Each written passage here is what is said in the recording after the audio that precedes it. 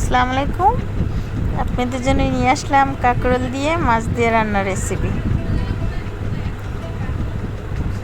আমি কাঁকরোলগুলো ছিলে কেটে কেটে নিয়েছি। দেখুন কতটা সুন্দরভাবে কেটেছি কাঁকরোলগুলো। প্রথমে কড়াইতে আমি পেঁয়াজ কুচি, রসুন কুচি দিয়ে বাদামি আকারে ভেজে নেব।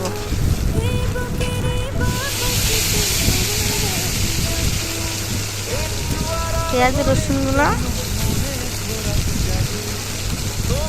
তেল দিয়ে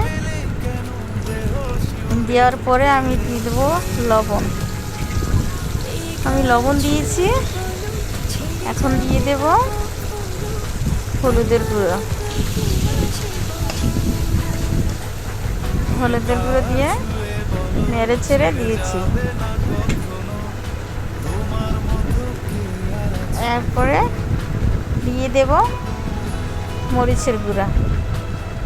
মরিচের গুঁড়া দিয়ে নেড়ে একটু পানি দিয়ে কষিয়ে নেব। মশলা কষানোর দেখুন তেলটা কিভাবে উপরে উঠেছে। এবারে দিয়ে দিচ্ছি ধুয়ে রাখা কাঁকরোলগুলো।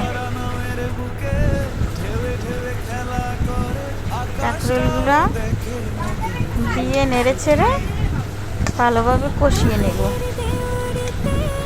যত কষানো হবে রান্নাটা ততই সুস্বাদু হবে। এভাবে সবগুলোকে মশলার মাঝে মিশাতে হবে।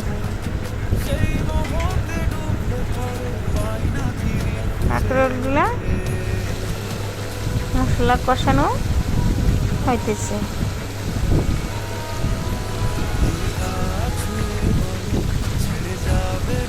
এবার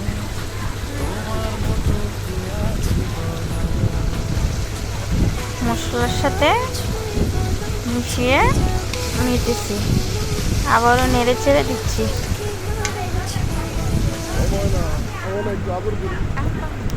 কষানোর পর আমি মাছ দিয়ে দিচ্ছি পানি দিয়ে।